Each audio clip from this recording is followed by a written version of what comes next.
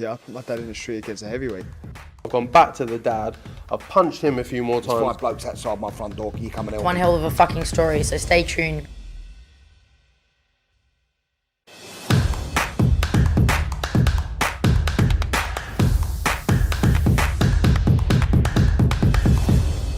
Oscar Bevis, IFL TV, proudly sponsored by Everlast. Spencer Oliver joins me. There's nothing like a big fight week feel, especially when it's London, it's O2. This is huge. I love it, mate. You know, this is a landmark moment for sport, you know, not just women's sport, but for sport in general. This is a massive show. Who would have thought 4 or 5 years ago would have been said, yeah, we'll be at the O2 in a packed-out arena with an all-women's card, topped by Clarissa Shields and Savannah Marshall, you know, and you just would never have guessed that. And I just think it's a landmark moment for sport, really, that we've got that now. I think there are 16,000 plus tickets sold as of today. We're on Thursday, and I think by the fight night, we'll have all the tickets sold. I think it's brilliant. I'm really pleased how women's boxing has evolved as it is, and there's so much interest. You know, I think that Michaela Meyer versus Alicia Baumgardner is an absolutely brilliant unification bout as chief support. And then you've got like Lauren Price on there, Karis Arkenstall on there, you know, stacked with talent. And so, yeah, I'm really pleased to be a part of it. And you know what? You get a big fight feel about this week, don't you, as well? A real big fight feel. So, yeah, it's been great to be around. Hardest question you will get in this interview. Which fight is better, or which are you personally looking forward to out the top two? I think for me it's quite a simple one. Savannah Marshall versus... I think a lot of the UK people are saying UK hat because of the Savannah thing, yeah? Yeah, no, it is, because I've got history with the two of them. Like, if you see the documentary that's out on YouTube, which I feature quite a lot in, we talk a lot about how... sorry about that. We talk a lot about... I don't know how that's happened. We talk a lot about... The alarm to get up and get it. Absolutely. Yeah, we talk a lot about how Savannah Marshall had this, you know, this thing where she had bags of talent, but she never had the confidence to go with it. So, like, you know, when she won the World Championships and beat Clarissa Shields, I think she crashed out of the Commonwealth Games she crashed out the Olympics after that. Like, so every time she won a big event, she lost one. I think she won the Commonwealth Games, crashed out the Europeans. It was sort of like that. She never really dealt with pressure too well. And we went up there to the England training camp, the GB set up in Sheffield, myself, Johnny Nelson, Adam Smith, and we went up there to see what that problem was, you know, why she had these confidence issues. And we'd sort of done this thing where she got in the ring and sang Colours of the Rainbow, because that's what they used to do with Brendan Ingle in those gyms and stuff like that. So this is all on a documentary, but I've just seen her evolve as a fighter, but more importantly as a person. You know, I've always known that she's had the talent, because she's got that added confidence now because of Peter Fury. She's developed as a person and a fighter, and that makes her really dangerous. And I think Clarissa Shields dug me out, actually, on the open workout on the boat. Did you see that? She dug me out, man. She's like, hey. And she goes, confidence don't win fights. Confidence don't win fights. And I'm like, whoa. And she's like, she's obviously seen the press conference. The documentary. And I'm like, well, I didn't say that. What I said was, it makes it a more difficult fight because she's got this added confidence now. And then she was not listening. Confidence don't win fights. I was like, okay, shit. I was like, just glad that I was outside the ring. She was inside it, mate, because she was firing, man.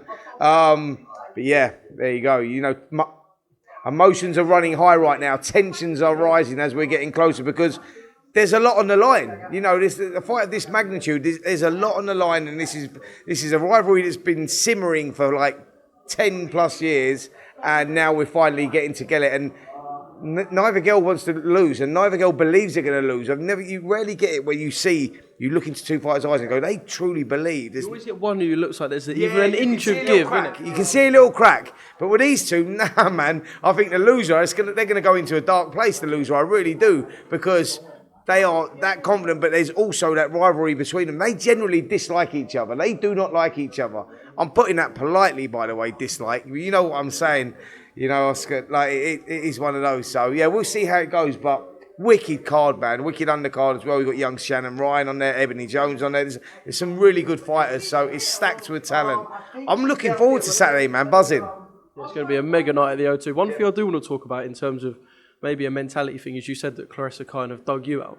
Do you think she's one of them people who just prefers to have it all me against the world. It's my little clique against the world. She likes the backs against the wall. Everyone hate me, but I'm the best. She loves that whole backs against the wall, doesn't she? She feeds off that, and that's what great champions do. They feed off being the She don't underdog. want to be anyone's friend, does she? No, they don't. What is going on with this phone, mate? I don't know what's going on here. But anyway, no, they don't. You know, it's one of those that you're right. It's that she's one of those that feeds off having her back against the wall. That's why I think she's like to come over in the Lions Den, because, mate, there's going to be like 20,000 people in there, and they're going, and because the way that Clarissa's been behaving and whatnot, shouting at the right rooftop, she's won no fans over. If anything, they've made a lot of people go, I can't wait to see Savannah knock her out. So, but I think that's where, like I say, that's what she feeds off. That's what gets her going. That's what revs her up. And you saw that. The press conference here today, mate, was one of the best press conferences I've seen for a long time. She could talk, man. I mean, fair play to Savannah, because she went back at her. She was holding her own, and Peter Fury was digging his little bit in. He was doing well. But I've got to tell you, Clarissa Shields, mate, wow, she can talk, that girl. She's a superstar, isn't she? Just everything about her, like, sort of gives off that superstar feel. Alicia and Michaela, again, not the best of friends. Kind of, I suppose, billed a little bit by people as a boxer and puncher situation, but both of them are a lot more than that. This is a really good fight when you look into it. Massive fight, you know. It's a great fight. Michaela Mayer, for me, starts the favourite because she's more proven, amateur and pro. Alicia Baumgardner, you know, we no one had heard of her until she come over and she knocked Terry Harper out. The way she knocked her out was sensational. She was setting the traps. Her timing was great. Her distance was great, and the finish was brilliant. So she's a real danger in the division. But like I say, no one had really heard of her.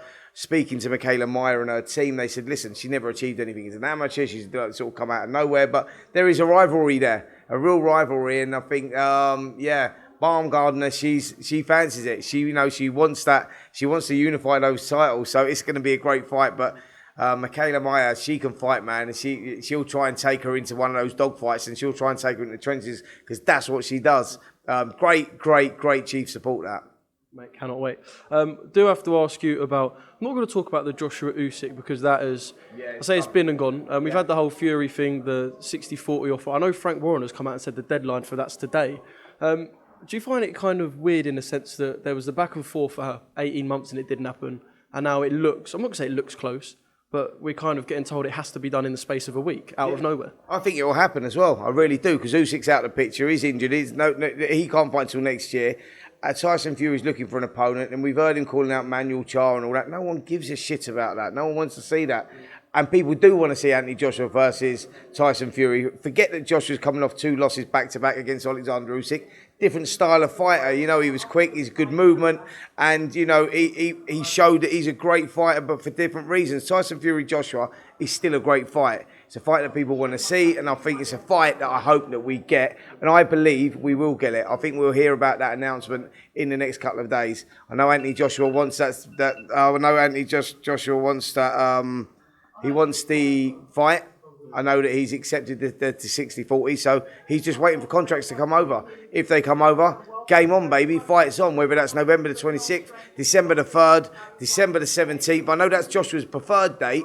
We were talking about this earlier on TalkSport. I know he wants December the 17th. Fury wants to go before then. Joshua will go before then. He will go December the 3rd, and if he has to, he'll go November 26th. We must remember, he's holding all the cards at the moment. He's the WBC champ, he's the lineal champ, and he's the proven number one in the division at the moment. Joshua's getting the opportunity, so he's going to have to go with it. If he really wants it that much, he's going to have to accept Fury's terms.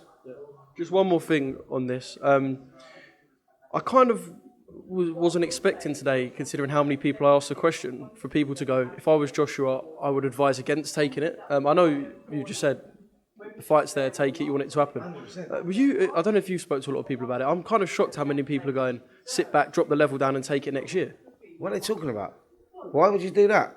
Anthony Joshua's a 2-time world champ, Olympic gold medalist, world silver medalist, been around a long time, been involved in 12 world title fights back to back. Why would you, if that opportunity was presented to you, why the fuck would you sit back and like, you know, box, let's say like he's got to go over old ground with Dillian Whyte, a danger man that could take him out. I'm just giving you, that's what I'm saying, or one of the younger guys like Hergovich or something like that. Why would you go over that when you've got an opportunity to leapfrog all that? Fury's been fucking generous enough to offer him the opportunity, why would you sit back and wait for a couple? Like, he's come off a 12-round fight. He didn't get beaten up. He lost a split decision.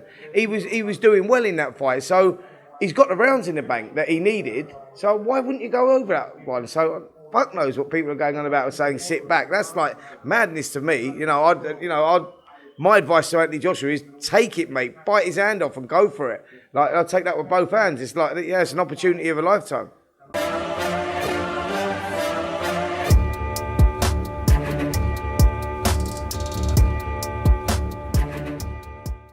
Yeah, I put my dad in the street against a heavyweight. I've gone back to the dad.